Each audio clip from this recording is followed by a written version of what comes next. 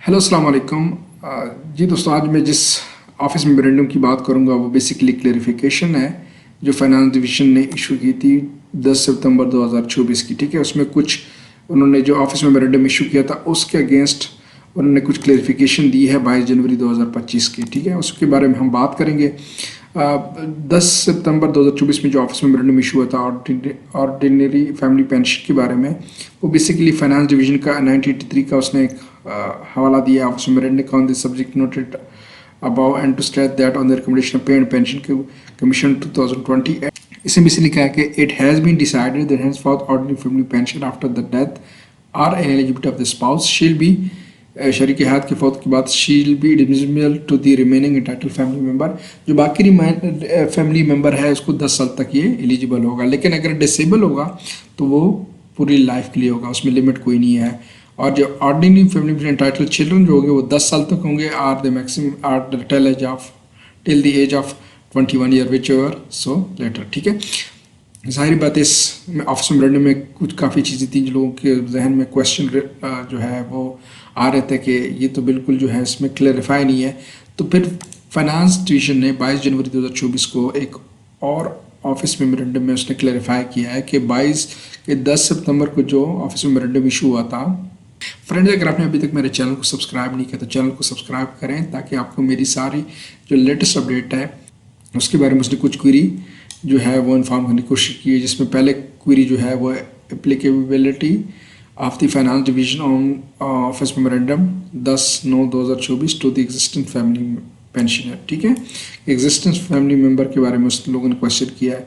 तो finance division date thus that the decision will be applicable to those family pensioner who become eligible for family pension on or after the issue of वो ये कह रहे हैं कि जो पहले से लोग आ रहे हैं उस पर इम्प्लीमेंट नहीं होगा, लेकिन ये फैमिली पेंशन जो है 10/9/2024 के बाद अगर कोई इसके होगा फैमिली पेंशन के लिए एलिजिबल होगा तो वो उस पर ये लागू होगा, जो पहले से आ रहा है उस पर नहीं होगा। ठीक है, it has been delivered the finance division on dated shall be applicable to only those cases which have become entitled और family pension has been started after कि 10/9/2024 से या इसके बाद जो स्टार्ट होगा उस पर एप्लीकेबल होगा। सेकंड क्वेरी जो है treatment of minor child for grant of ordinary family pension.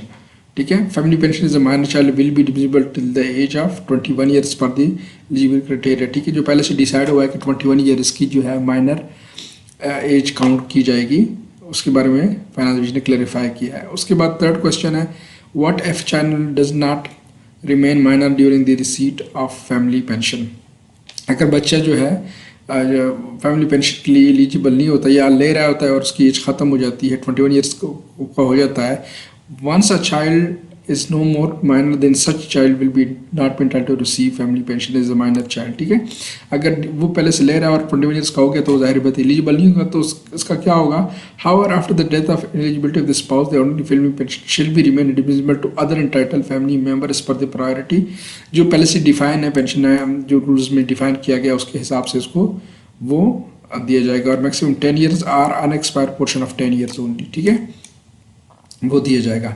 Entitlement of family members and order priority in which the family pension will be granted in case a widow is drawing family pension and gets disqualified on after following her disqualification married widow daughter become eligible after 10 and whether she will be eligible for a pension of 10 years।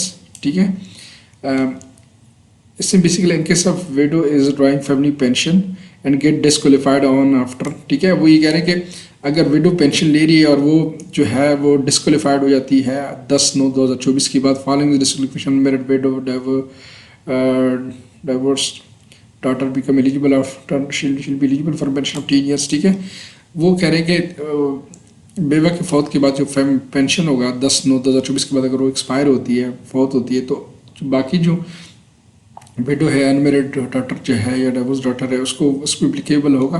The ordinary pension on after the death on eligibility of the spouse shall be remain eligible for the period of 10 year and expire portion of the 10 year to the family members per the eligibility criteria.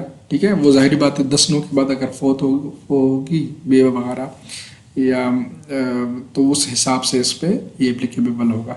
तो कुछ clarification थी। ठीक है, इसमें बड़ा clearly उसने define किया कि किस पे ये इम्प्लीमेंट होगा 10/9/2024 के बाद अगर वो फैमिली पेंशन जो बाकी रिमेनिंग मेंबर है उसको ट्रांसफ़र होगी तो एग्जैक्टली उस पर एप्लीकेबल होगा, उससे पहले अगर हो तो उस पर नहीं होगा।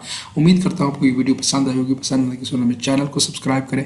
फ्रेंड्स, अगर आपने अभी तक मेरे चैनल को सब्सक्राइब नहीं किया तो चैनल को सब्सक्राइब करें ताकि आपको मेरी सारी जो लेटेस्ट अपडेट है